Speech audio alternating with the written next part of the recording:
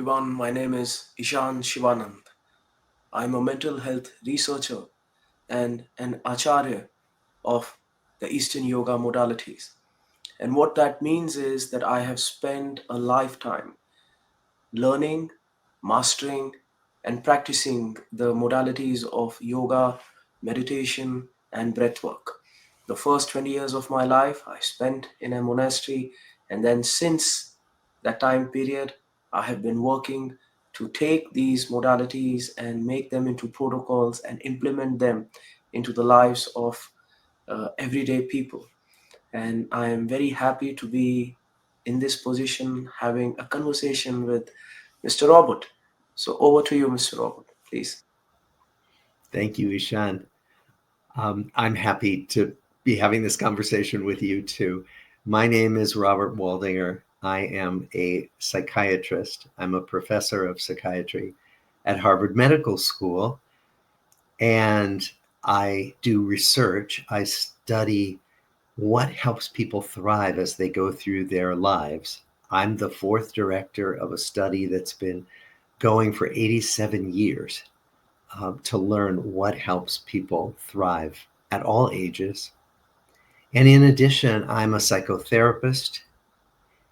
And finally, I am a Zen teacher. I've spent the last 20 some years deeply immersed in Zen meditation and the study of Zen Buddhism. And so, like Ishan, I have a medical background, a scientific background, and a deep background in spiritual practice.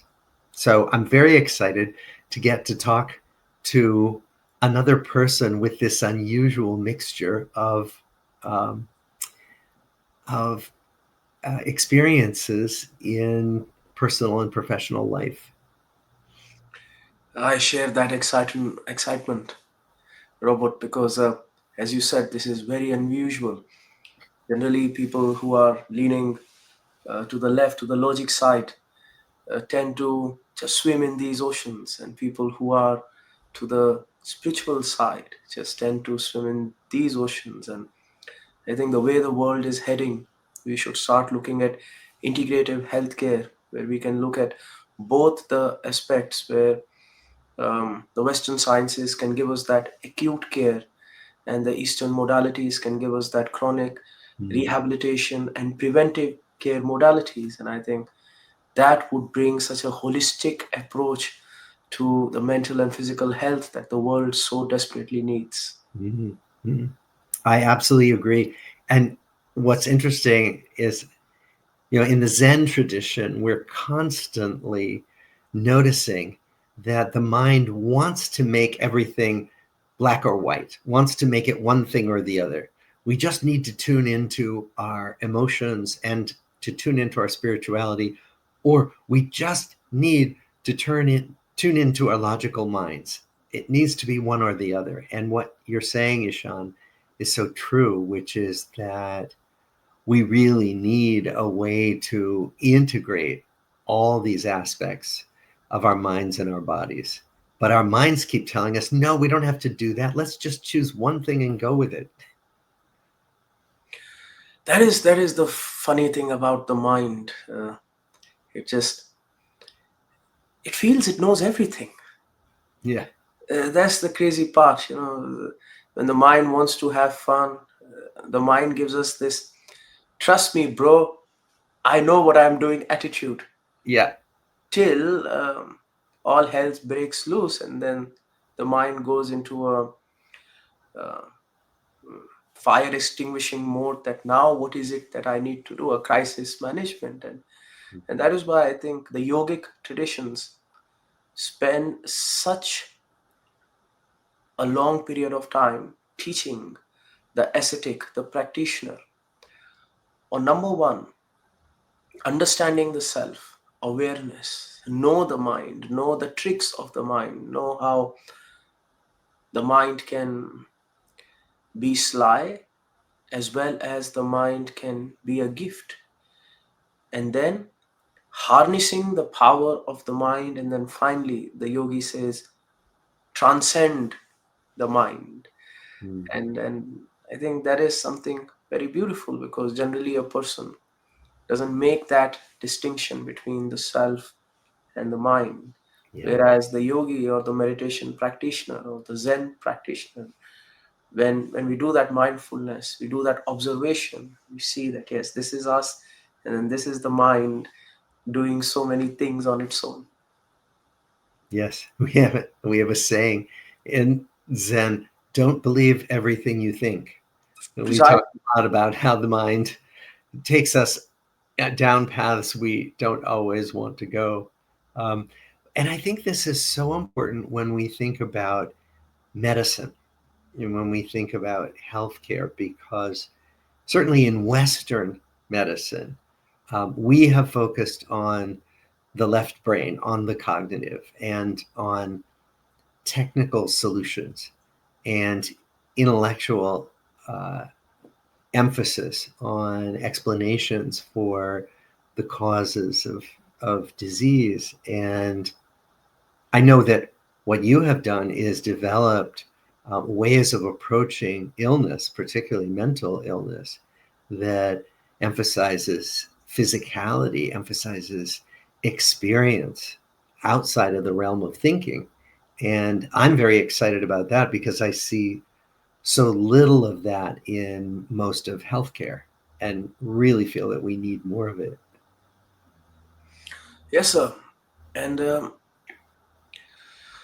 actually, the part of the world where I work a lot, in Africa, in India, um, there is a different understanding of mental health. There is a stigma when it comes to mental health. People think that if there is a mental health issue, that is a form of failure, a failure to tradition, failure to community, failure to family, and it portrays a weakness, not understanding that mental health issues can come in anybody's life, and it Mm, doesn't mean a weakness or a failure. It just means that there is a struggle that we need to understand and overcome.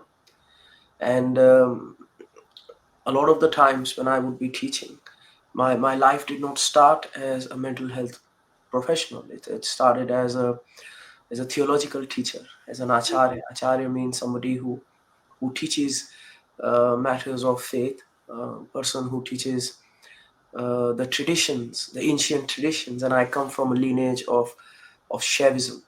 It's a very unique and a very ancient, probably the most ancient lineage coming out of India. mm, These were the people who practice yoga and meditation, and they are the ones generally associated to the geographic place in the Himalayas. mhm. And when we think the tall beards and the big hair, sitting deep in meditation and all that. Yeah. So I would be teaching people meditation, and a lot of the times when I would be in that circle, I would realize that so many people who are coming to a faith leader are coming with issues that they are not able to comprehend about their own selves, why the mind is thinking like that, Yeah. or why their life or their behavior, their relationships are going in a certain direction, or when it comes to addiction, why are they not able to overcome? Right. And because of my pedigree, the circles that I would be in would be with a lot of other faith leaders and spiritual teachers, and many times I will see that even those spiritual teachers, they know what the issue is, but their vernacular is different, Mm, yeah. or they try to explain it in different manners. So like, it's not a mental health issue, it's some energy that Mm, that has come into your mind, and then this is how we need to deal with it. And then I would think that, what is this energy, what is this problem that people face? And there has to be some form of better understanding, and irrespective of how they would describe the issue in their own vernaculars, what I found was that the protocols and interventions that they were teaching did help those people. yes. And then I realized that maybe we must explore other cultures, to understand what these issues are. And something that I really appreciate about the West is that they have spent so much time and resources on understanding the issues, whereas in the East they have spent time, resources, and generations on mastering the solutions. And if Yeah. we can, like, make Yes. a marriage. And then I came, and I remember in 2019 I started to do research based out of California, and I partnered with a few institutions and physicians. And then first time I could give names to these predicaments that Hmm. everybody faces in all these societies, like depression and anxiety and insomnia and suicidal ideations. Okay. Now we had fancy names for these problems, and then we started to implement these solutions. But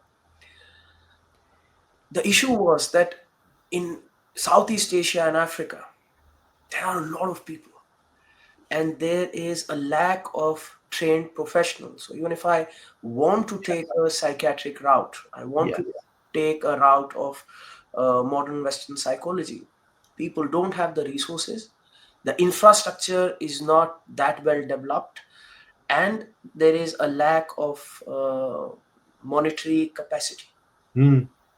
And hence, I was looking for that if there can be another solution that can be easily implemented, that was evidence backed, and it could reach the most vulnerable parts of society.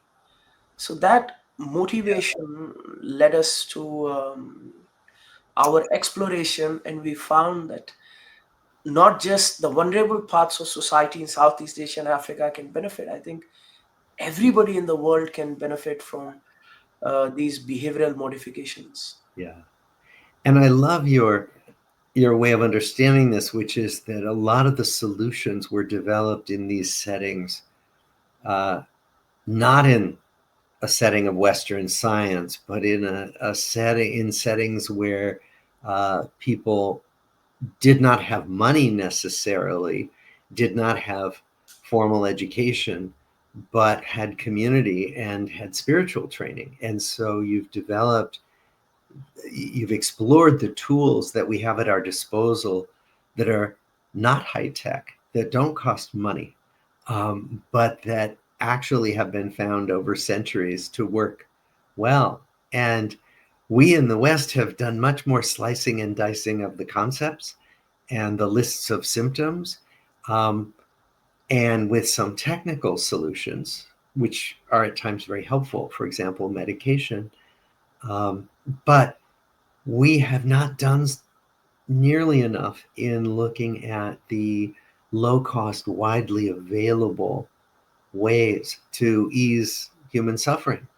And one of the things you probably know is that many mental health professionals, in particular in the West, have come to meditative practices seeking something that's missing for many of us in mental health training. I mean, in mental health training, I got trained in diagnosis and formulation and treatment, but I didn't get trained to think about how physical movement in yoga might actually impact mood, or how breathing techniques might change um, change our energy. And so I think many of us, the mental health people in the West, come to these Eastern practices, if I can call them that, late because what we have at our disposal in the West isn't enough, isn't sufficient. And there are these kind of tools that are right there, low cost, available to all of us in the West, hidden in plain sight. And I think it sounds like what you're doing is you're taking them out of hiding and bringing them to the forefront and testing them. Yes, sir. And I think what happens is with any mental health professional, what you rightfully said, eventually they go into their own self exploration journey, because I think those moments of self realization come when after listening to so many people, you want to do more, Yeah. and you realize that the tools that are at the disposal may not be efficient. Because I understand that, when you're doing something again and again, it can become robotic. It happened with me also. That when you are in the profession of helping other people, then it is not a person, it is a patient. But somewhere down the line, that line breaks, and one day Yeah. your defenses are down, and then that person is not a patient anymore, and you start to care, and you become too invested in that person's recovery. Yeah. And then that person's failure can become personal failure, or that person's success can become a matter of personal success. And sometimes when that failure occurs, it just shifts this whole understanding of the worldview that a person has. That cognitive dissonance occurred, that I did everything that I could, what was taught to me, and I could not help. And then that is the time when that journey begins. I need to do some more exploration, and I need to find some more answers, so that if next time I find myself in that place, then I can be sufficient to help that person. Or if ever I experience failure, then I don't want to feel that pain that I felt. So I Mm. can be a bit more evolved to understand that such is life. Yeah. Yeah. What what really amazes me is that all rivers lead to the same ocean. Even a person who is in faith eventually will go to this path of meditation and self exploration. The psychiatrist will go to the path of meditation and self exploration. Yeah. Even the meditator who has been just doing yoga, or like the wellness aspects of hatha yoga, or ayurveda, or this and that, will eventually go to the path of meditation and self exploration. Yeah. It's like all roads eventually lead to Rome. And how beautiful it would be that if this is the path that eventually everybody has to take, of Yeah. going within, trying to find the answers, the self-exploration. Why can't we teach this to kids? Mhm. That, see, one day you will go on this road, and these are the tools you will need to survive this road. Yeah. And this is how you can save yourself so much time doing hit and trial, Yeah. and Yeah. take this path. And that's what I find exciting. And that's Yeah. why sometimes kids come to me and say, why should I learn meditation? I don't care for meditation. And I say to them, one day you will. And this is a fact. It's like you're predicting. I'm not predicting, I'm just doing data analysis. Yeah. One day you will.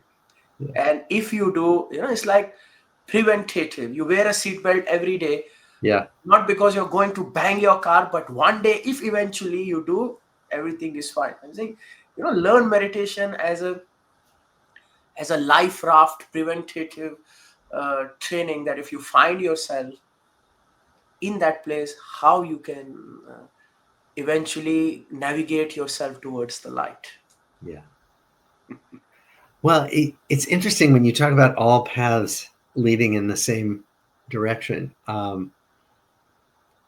because that's what I've learned in my own life. So I've taken kind of deep dives into three very different paths.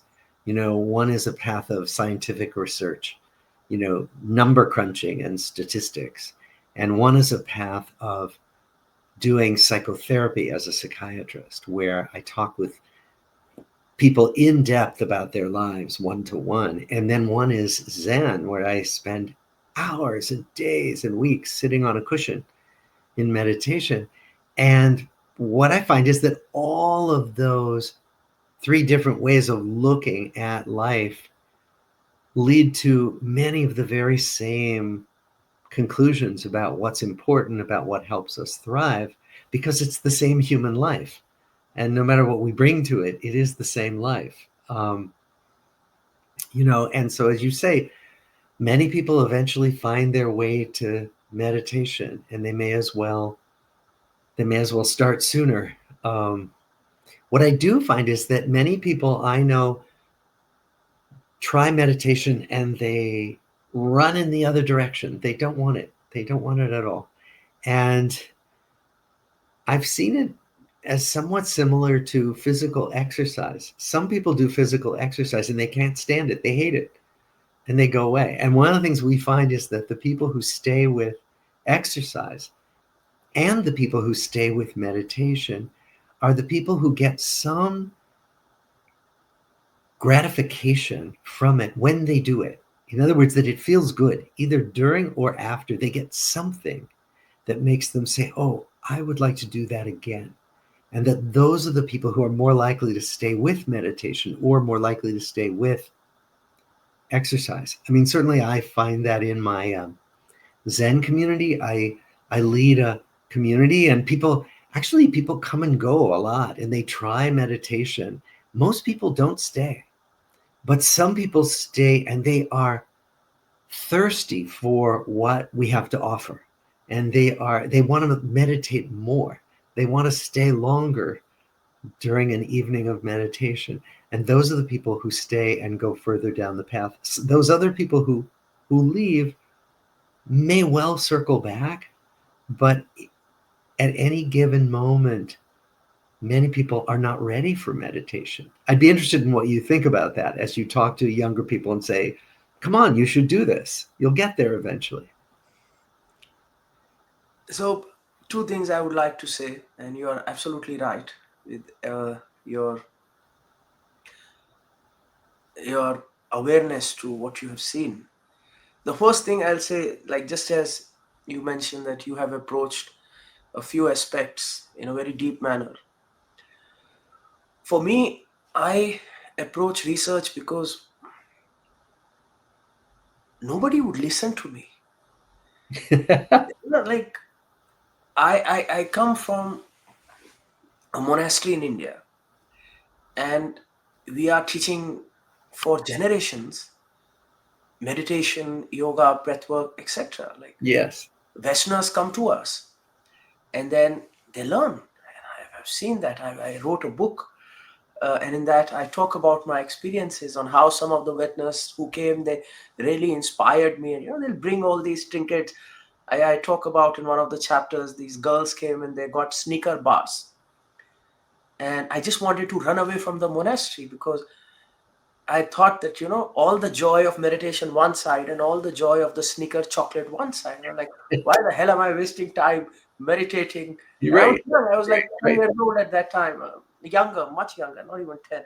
And then I had like the sneakers. And so they would come, they would learn. And when I came out of the monastery at the age of 2021 and I started teaching in the world, I realized that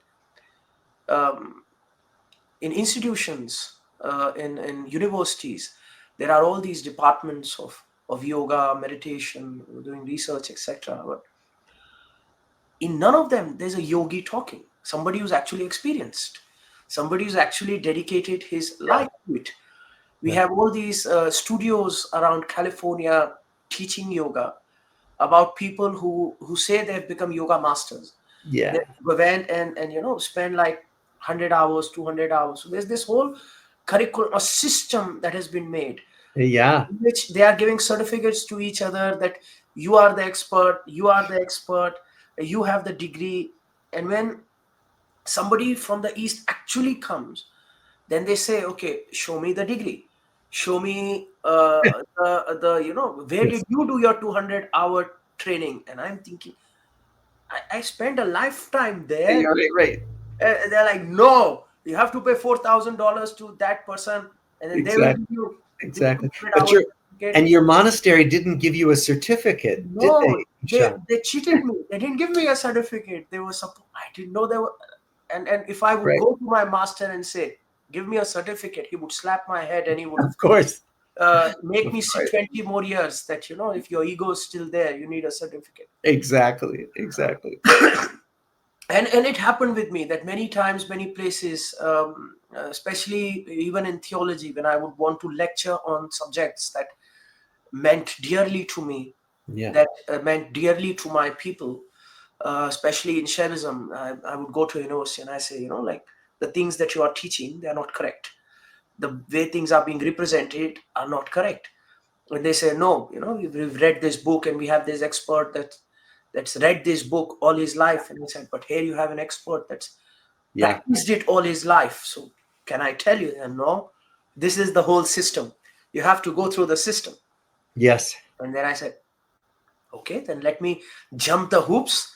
Let me go through the systems, because I would really like to rectify. Because when people are wanting to learn Yeah. certain modalities, then they deserve to learn that which is genuine, that which will help them.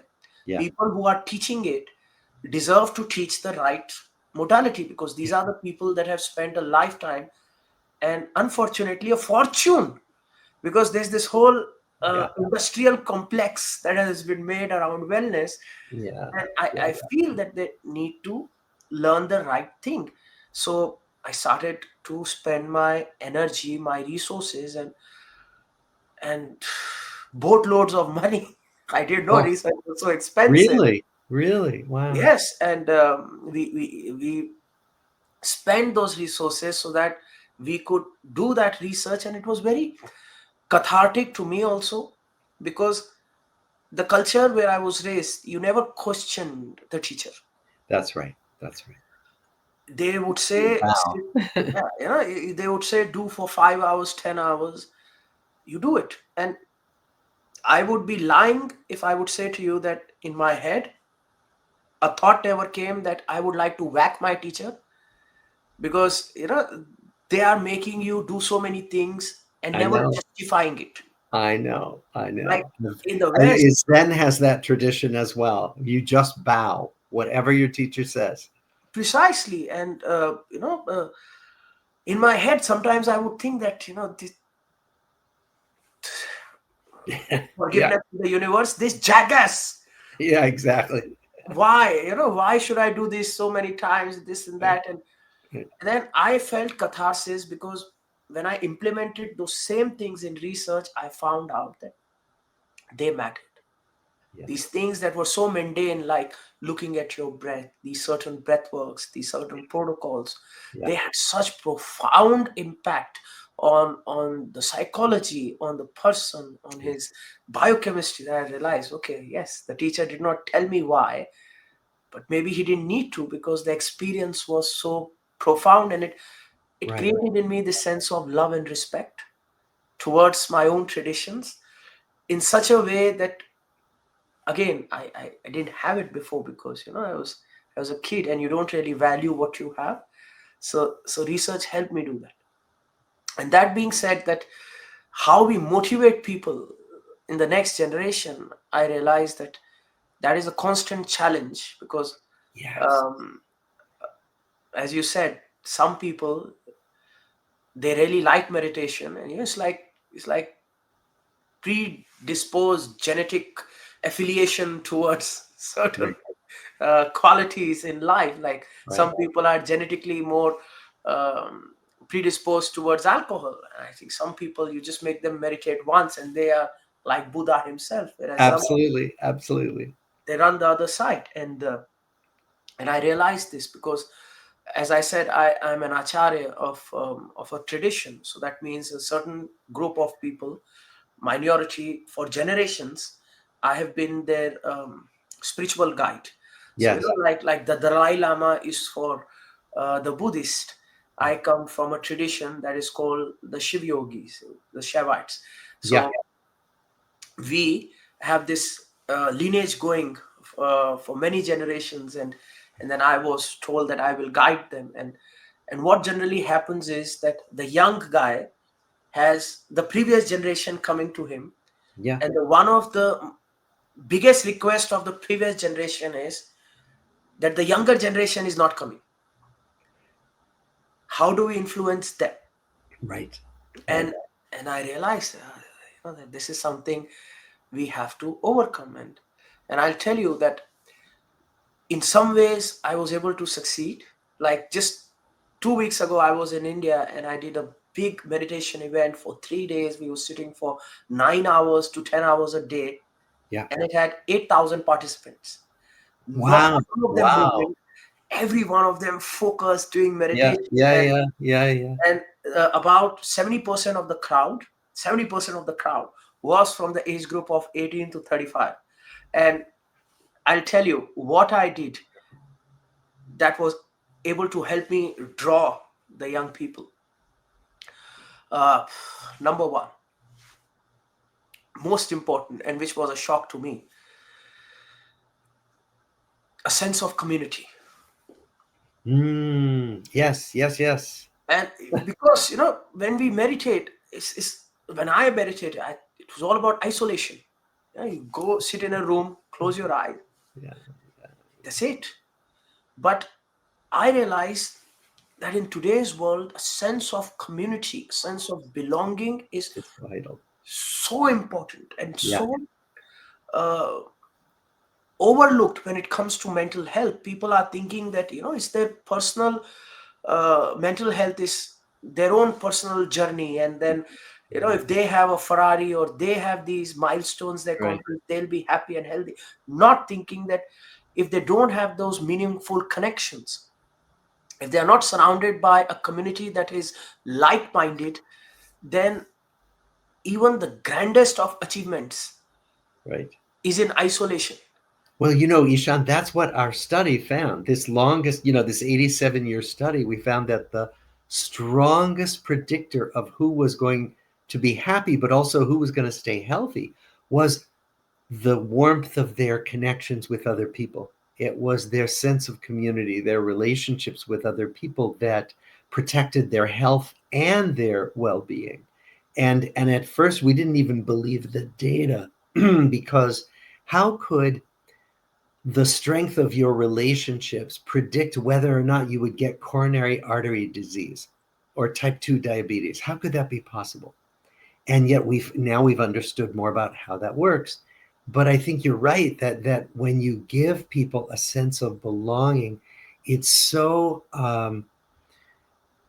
nourishing to a spiritual practice that I'm not alone here. In fact, I will say one thing. When I was younger, I was interested in meditation and I would try to do it on my own, and I would always stop.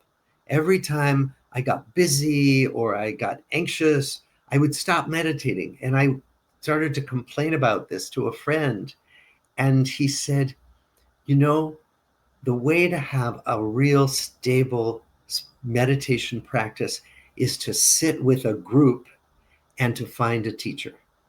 And it wasn't until I found a group to sit with and a teacher that I was able to sustain my practice and go more deeply into a meditative life.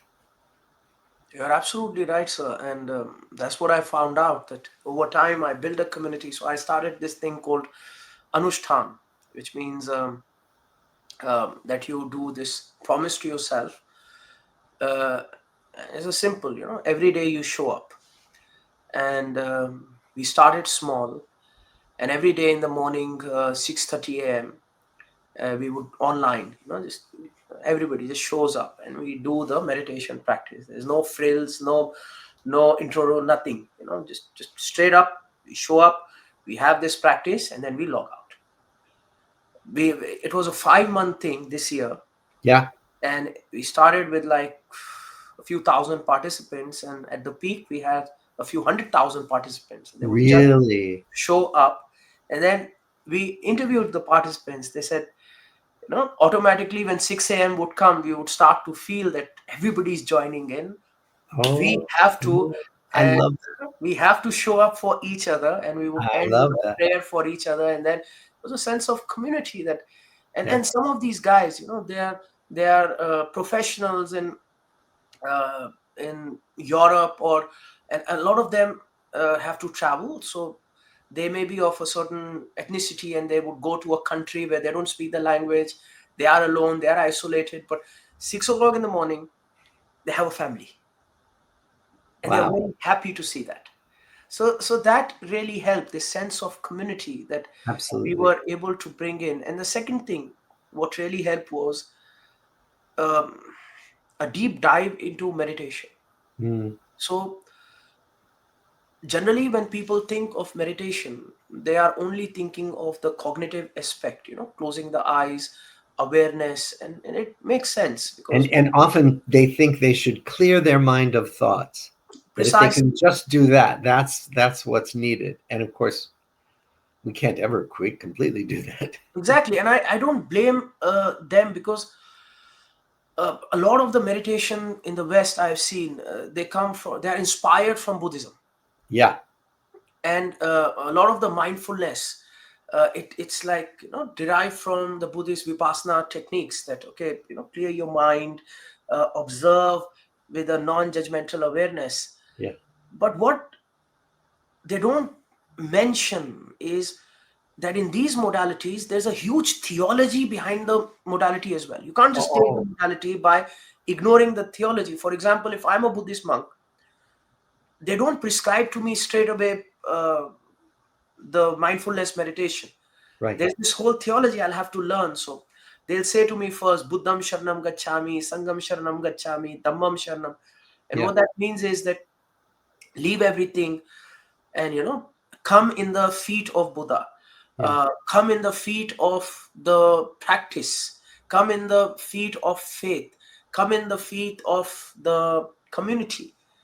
And after a person has left that old life and he's coming, sitting, surrendering completely to Buddha, then mind, it's easy Mm, to mm, focus because now there's not a lot of tension. You left the old life behind, you left the mm, job, you left the house, the everything.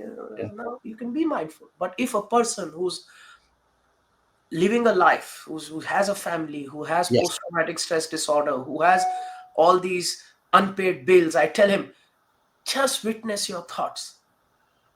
Then the thoughts would clobber him Yes, yes, yes. That's a with really important point. Right. And they need other avenues, other. exactly these other avenues where we explore meditation on how meditation was taught to a king.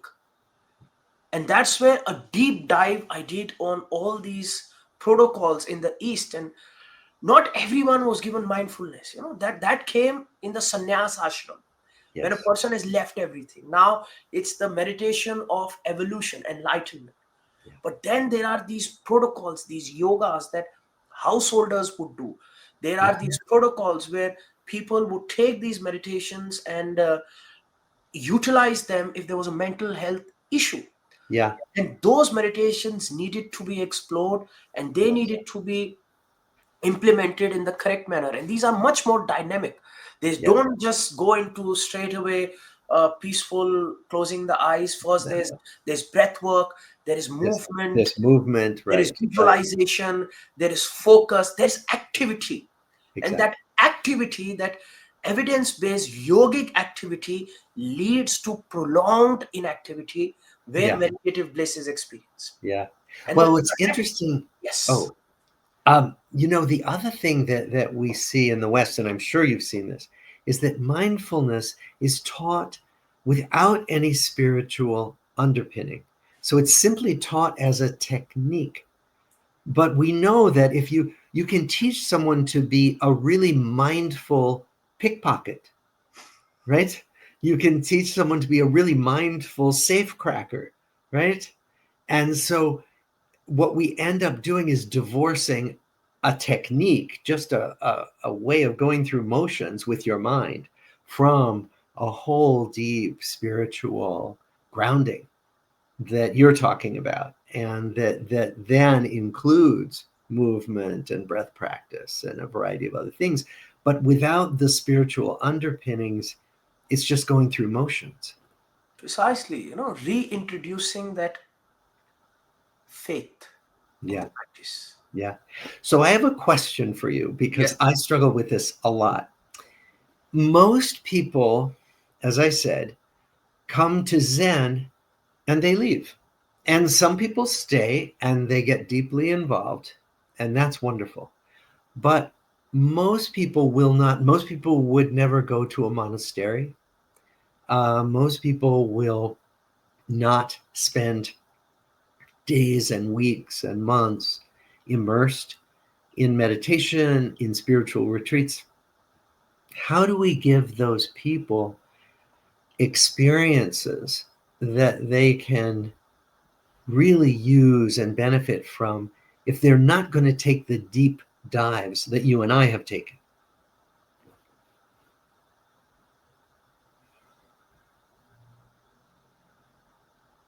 That is a very interesting thought.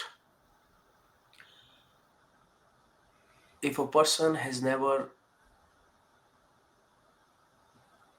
I think culture really matters, Yeah, yeah, Mr. Robert, that what is the culture and what are we rewarding? For example, I was looking at uh, traveling. I was traveling in Santa Monica, LA, Venice Beach. I don't know how we'll say that. And in Venice Beach, there were such beautiful people. yeah. And, when I would look at these men, I felt that I am from a different uh, alien, different planet. Because all of them were so tall and big Right. and And they were all in beautiful shape. They'd all toned their different body. shape. Aesthetically, they were like carved marble, Yeah, yeah, exactly, exactly. and they were also shiny. And I think, how did that happen? And then it made Yeah. me look into the history of male aesthetics, and I Mm, realized that it's a cultural thing that mm, suddenly Eugene Sandow comes and he start talking, and then that becomes the aspirational male physique, and then right, Arnold Schwarzenegger comes and that becomes the right. aspirational male physique, and then Well, uh, you look at the Greeks and the yes, Romans and the beautiful vases where they show these men who are, have these beautiful physiques. Right. yes, and it's somebody who makes a standard, a body standard, and then that body standard is followed. Like even beautiful male physique is a very subjective answer. Like which beautiful male is it the James Bond Sean Connery physique, or is it the Bruce Lee physique, or Right. is it the superhero Chris Hemsworth physique? And then Yeah. the male standard, and then culture has that impact on people that Very much. Very much. people then aspire to reach that goal. And I think culturally, I know, because meditation we try to think that it's a very uh, ex, self exploratory journey, but I think even culturally we should promote peace and Zen philosophies as an aspiration for the young men and the young people. Yeah. Yeah. And if we show this, that yes, the person who is at peace with himself is the gentleman, the person who's in a state of kindness and compassion, then I think we can really motivate. Because that is another thing that I experienced, that young people, how I was able to get them into meditation is start really young. Mm, Because that's something so simple and so overlooked, that implies on me that in the beginning, when the brain was being formed, when the neural pathways was being made, I was never exposed to going towards dopamine fixes, yeah. or Yeah. screens, or Yeah. all those things like that came eventually in life when I came out. But my ways had been set in such a way that I knew what gave me peace, what comforted Yeah. me, and Yeah. what those set of values and principles were. Like you said, the theology of the whole practice. Because Right. Zen is not just the action, Zen is also the thinking. Yeah. Zen is Yeah. also the philosophy of life. Zen is how we react to situations. And what you precisely say, that in the West they just take the practice, they just take the yoga, but they don't take the philosophy, Yeah. the Yeah. spirituality. That is so very important in the core of the whole thing. And if we can somehow bring it, institutionalize it for the young people, as a way of life. And it's Yeah. like, How? we are teaching young people swimming, running, walking, sports. If we can teach them these things, I think Oh, yeah. Yeah. that would really help. The cultural Yeah. motivation. Well, we have this. It's a secular way of teaching children, but it's called social and emotional learning, where they teach children in school. Um, this is what feelings are. This is what it's like to be angry. This is what can you do when you have an argument with your friend? What do you do when you see someone being bullied? Right. So they can teach children about these things that we hope they will learn in the family, but many children don't learn it in the family. And when they teach this to children and they study it and they compare children who receive this instruction with children who don't receive it, the children who get this kind of teaching um, are happier. They can pay attention better in school. They don't get into trouble in school. And they do better. They do better in reading. They do better in math. They do, all these things improve because they are more at ease with themselves and with each other. And so I think, what you're saying about starting young, like we know this works.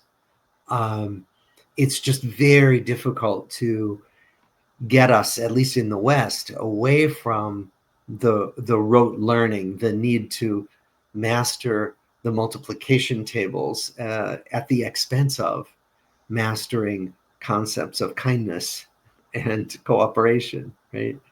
Uh, and I think getting to teaching children young is the ideal. I mean that would make profound changes in our world. Yes, sir. And I think this generation is has a really weird world they are inheriting. Like, for thousands of years, things were very stable. And I think all of us are a part of this experiment. This generation, the young generation right now, the kids, they are going through changes that humanity has never seen or experienced. So we don't know what the long term impacts are going to be. The way technology is going forward, like where I live now, we have robotic cars, we have robots serving coffee, we have chat Yeah, GPT, all yeah, this AI relying tools. And what I personally feel is that you're absolutely right, math is important. At the same time, we have data where we know that there are some professions that have higher rates of burnouts. And if statistically we know that this is going to happen, then why are we not having preventative modalities? Like, I know that if in a construction zone there is a high probability of something falling on our head, we wear hard hats. yeah. Now we know that certain professions in engineering or healthcare professionals, there is going to be burnout, there is going to be stress, there is going to be uh, anxiety. So then where is the preparation for it? And When you've done work on burnout, right? what's up? You have done work on burnout, isn't that right? Yes, sir. We have done work on burnout, and we've seen that that just like, as I was saying, that math is important. If certain practices are integrated, we can bring down the rates of burnout, and we Mm. saw that. Yes, definitely, sir. That was one of the findings. Yes. Yeah, yeah. Does not surprise me at all. And these practices were uh, meditation, they were breath work, were yoga, all those three. Um, So yoga, not as in the physical movement.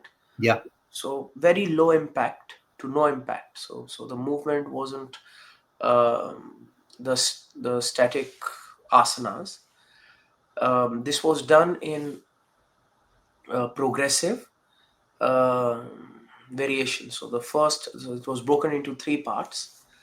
The first few weeks was just sitting down, Mhm, meditative, mhm, and breath work. mhm, In meditation, we were using tools such as awareness, visualization, Yeah. and mantras. Yeah. So, non theological mantras, Mm. where we were using sounds. Again, ancient, spiritual, Yeah. but non denominational, non theological. Yeah. And they've had really powerful impacts.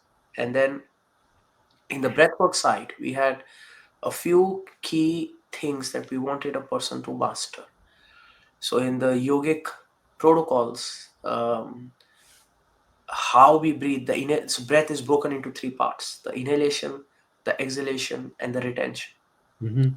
So we were not even talking about meditation and bliss and silence. The first part was like, first master these things. You know, like, you should know how to visualize.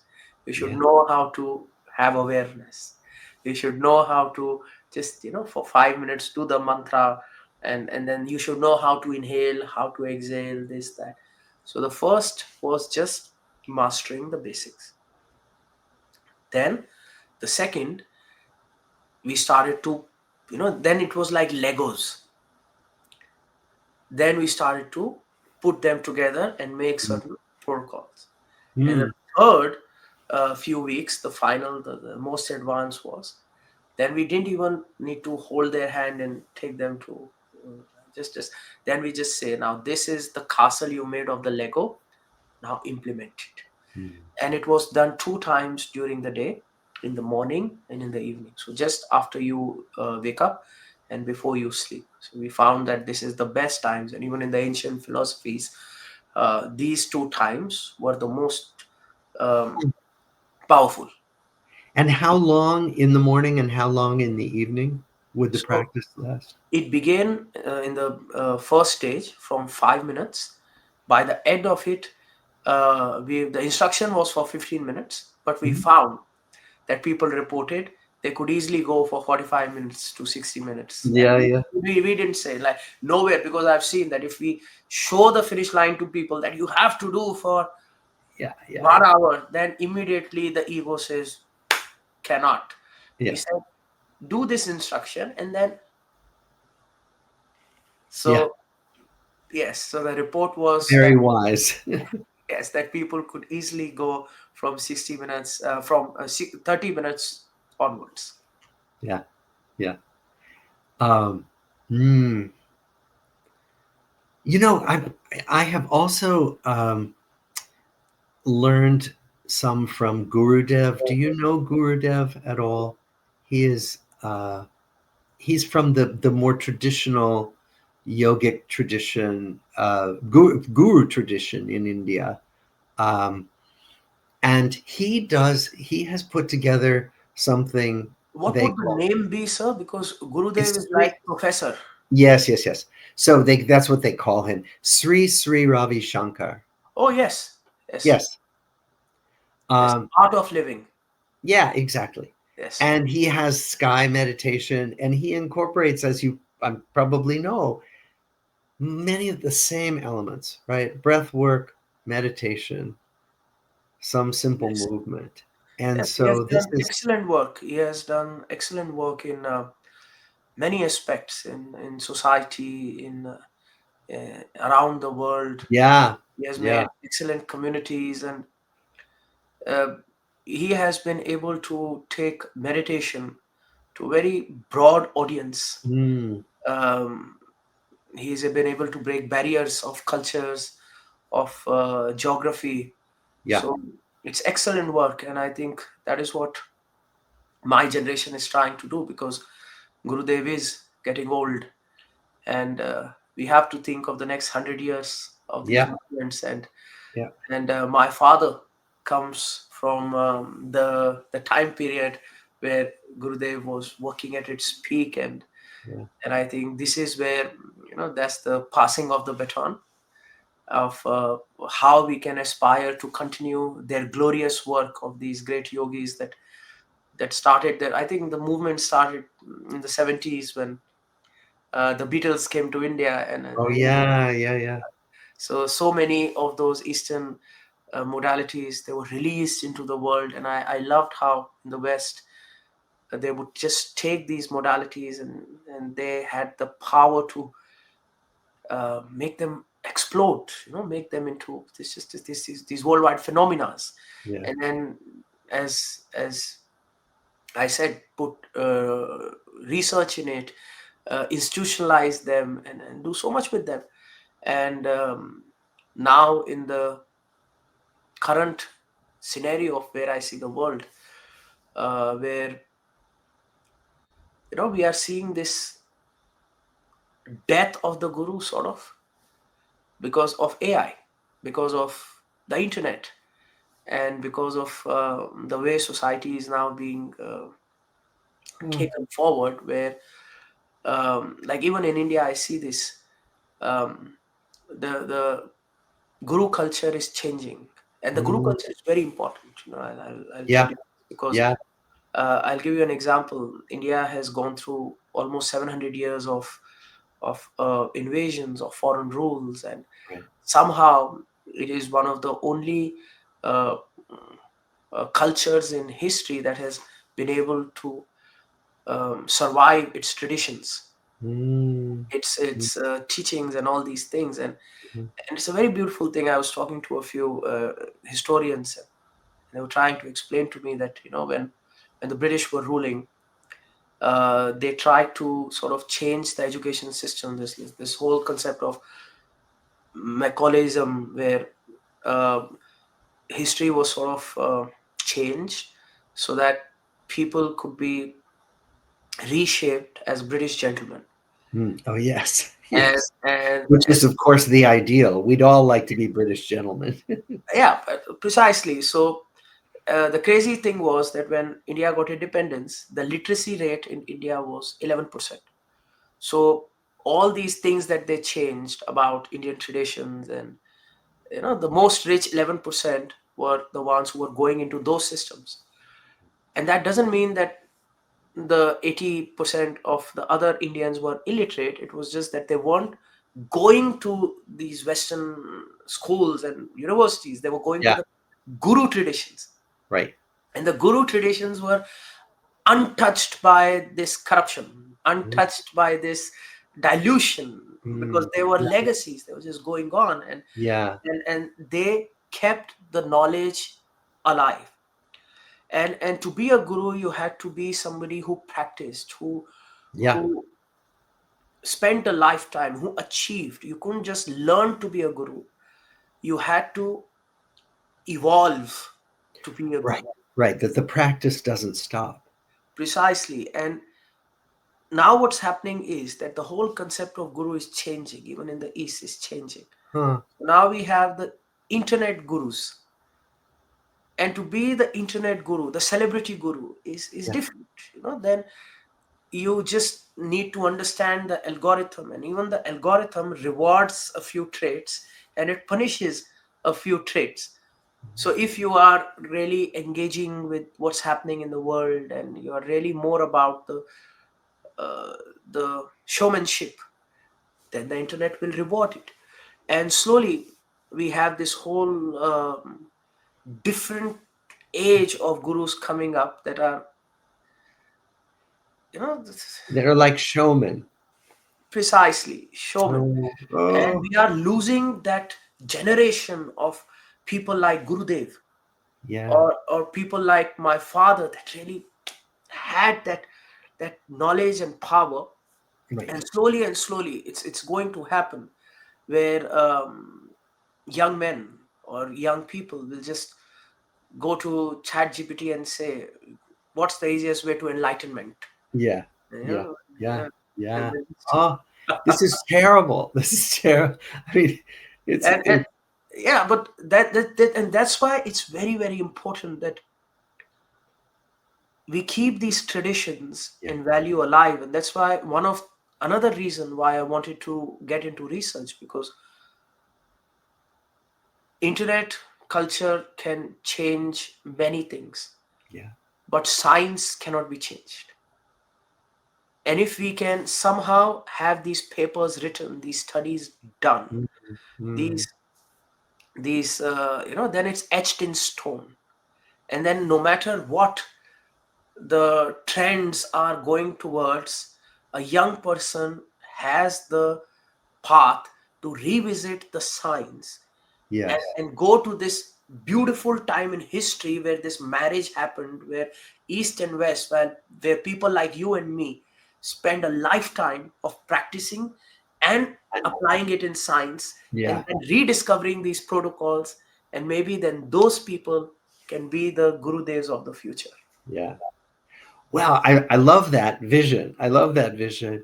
I think the other question though is there's some way to give people a taste of the real world experience that of course you're grounded in and I hope I'm grounded in, right? The real world experience of these practices, right? That you cannot do online.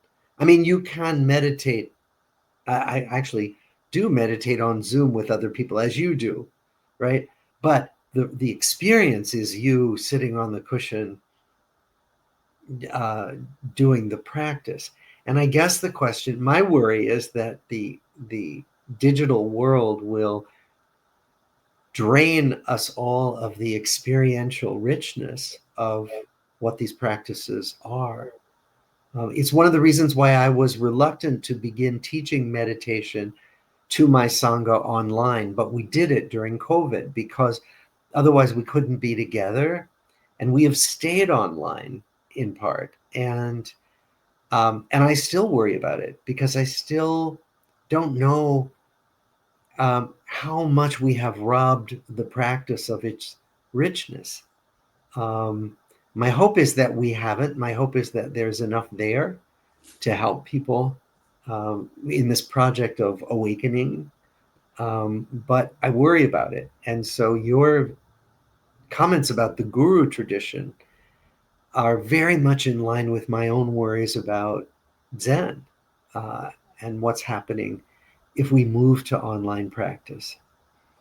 So this is the problem of our times, and this is where it's all right to not know. Yeah, to not know exactly, not And knowing.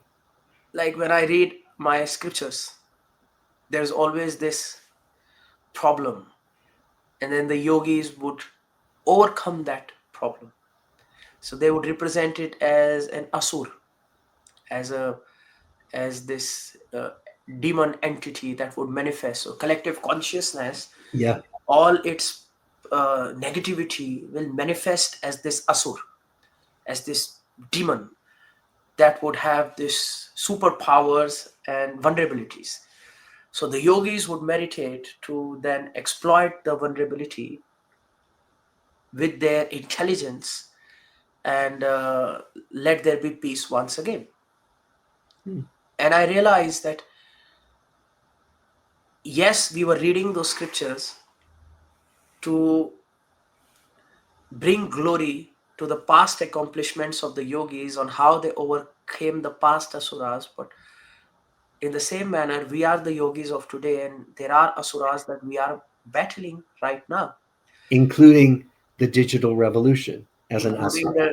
the precisely, and this is a challenge, Yeah, and we can't just step away from society and go back to the mountains for the simplest reason: the right. mountains don't exist anymore. The Yes, way population and civilization is growing, exactly. I have been to the Masai Mara in Kenya, and I can still get Coca Cola. And I have been to the remotest villages in uh, Himalayas, and I can still get Cadbury's chocolate. I So know. I there know. is no untouched, virgin, pristine Yeah. place where a person can have a monastery anymore. Civilization is reaching a precipice of no return. So this is now our new battleground, and Yeah. this is where we will have to even evolve our practice, Yeah. because people like Buddha were revolutionaries of their time who challenged the past and created a system that was able to help the changing society. And Yeah. that's why I love everyone of the great saints, like even you mentioned Gurudev, like when they were working, world was different, and now the present generation, the world is different. So that Right. has even forced us to look at the practice and make it evolve even more, Yeah. so that it can somehow stand the test of time and help people. And Yeah. yes, you are absolutely right. Technology will grow even more, and we Mhm. will have to find out ways on how we can have that same benefit and beauty of 1,000 years ago while we are sitting in the classrooms of today. Right. And that is where the research comes into play. That is where the constant um, follow up comes into play, because in mental health, that's where this golden word, follow up, follow up, follow up. You Yeah. can't just implement something and let it be. Then you follow up, then you change what needs to be changed, you tweak what need to be tweaked, and then one day there is the eureka. And then coming back to your thing of how can we make people taste it, and that's where we have to somehow get people in a room, motivate them, make it culturally relevant, because that Yeah. is where I have realized that we can't chase people, No. No. force them to the more we force, the more they run away. Do you feel when you had the, maybe you still do, the 6 a.m. meditation every morning, and it grew from a few thousand people to hundreds of thousands of people? Do you feel that people were able to taste it? That there was a true, that there were true experiences that changed people in the process of being online every morning? So what helped was, if there was one person in the family that had already tasted it, then they could be their spiritual guide, Yeah, and then it was easier. yeah, But if a person would be all alone and doing this fresh, yeah. and if they continued, persevered, then they were able to taste. And of course, there are these few people that I am jealous of, that just come randomly and then are on seventh heaven. Yeah, yeah, yeah. Oh, yeah. I'm jealous of that too. These anomalies, I don't, they corrupt the data. I'm not talking about them.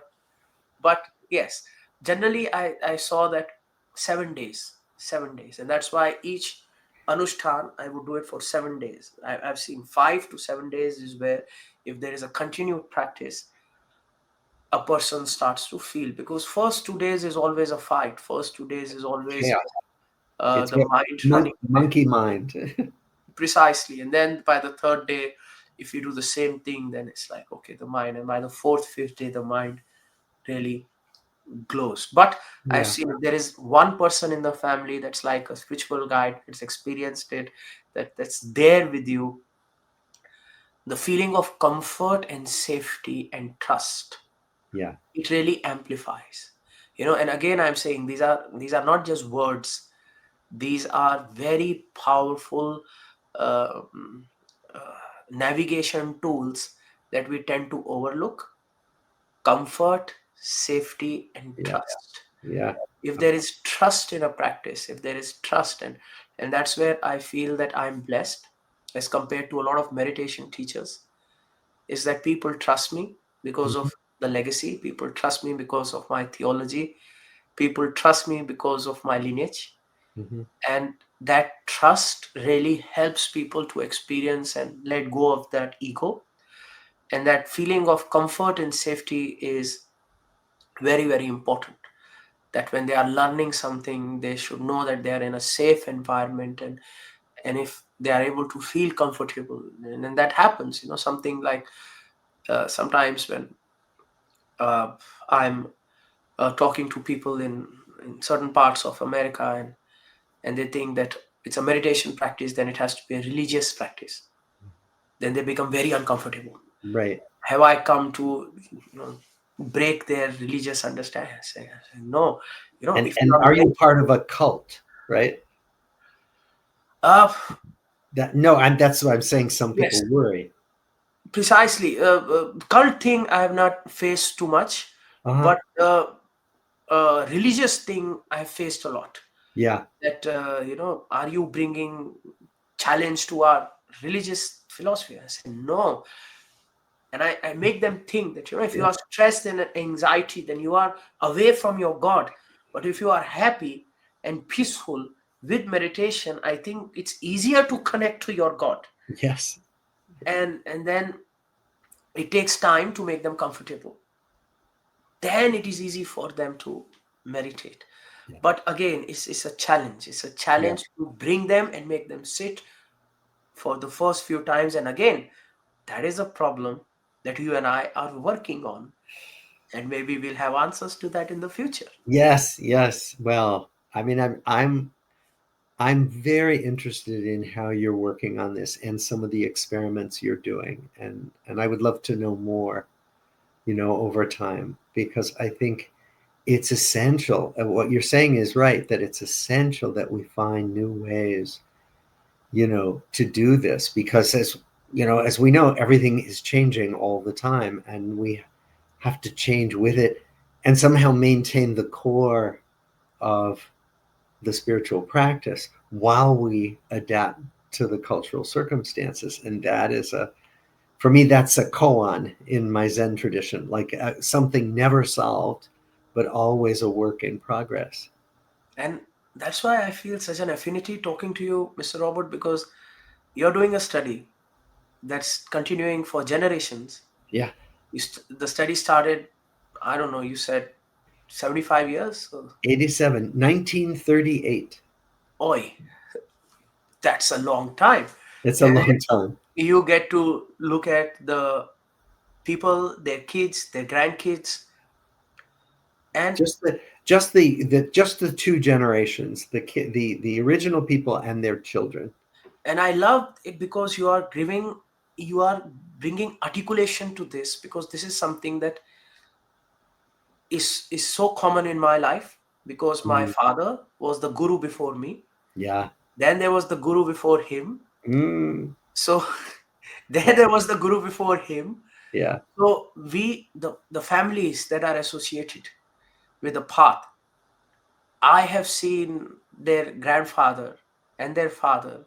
Mm, I have grown up with their kids, yeah. and I see sometimes that people who are half-assing their spiritual practice, how that impacts their kids, or people who are very sincere about their practice. And these are things that you start to understand, but you don't really put words to them. And then you see through experience, like a chef would would know how much salt to put just by feeling. Yeah. And then he doesn't know, it's just that flavor, and through time he has mastered that art. The same I would see, and then from those people I would learn, and I would pick up the traits that really help, and what they did to help their kids, then I Yeah. can teach to the other people. And you are actually studying it and putting words to it. So I would really love to look at your study and really implement it in my community as well, because this is what we do: Well, generational yeah, spiritual growth. I would be glad to show you what we've learned, and I mean, I can give you. There are lots of articles. There are lots of scientific papers, many of which will put you to sleep. But as with a research background, you might be more interested. But it's very, as these things are written in such technical language, but they are about the essence of well-being at the core. And so, yeah, I would really love to know more about what you are doing and the different experiments that you're conducting. And this is important, sir, because I think the whole point of civilization is learning the lesson from each other. Oh yeah, yeah, And this is, I think, in the past 50 years we've forgotten to do. We have become alienated, isolated, and we don't learn from each other. right, And right. this is the whole guru parampara. This is what your the technical jargon is not technical for me. It is adventure when I'm reading all this, because Yeah, yeah, yeah, we are learning from other people's experiences, so that we don't make the same mistakes, and we can benefit from the behavior that they benefited from. And I think this is most beautiful and powerful, and this is from where the concepts of dharma come from? Because sometimes I sit and think, and I think to myself that all these scriptures that we read in theology and Eastern philosophies, there must have been some rishi, some great monk, and his team of people, of researchers, who would have looked at everybody and who would have said that, okay, this makes sense, this doesn't make sense, let's Mm. compile it all into Yeah, dharma and yeah, let's give it to the next generation. yeah. And I think it's very important that the same exercise be done today. And I think that's where research comes into play. So Right. that's why I love data. I love working with different groups of people, and as I said, learning from each other. Well, I'd be glad to show you any data you would like to see in our study.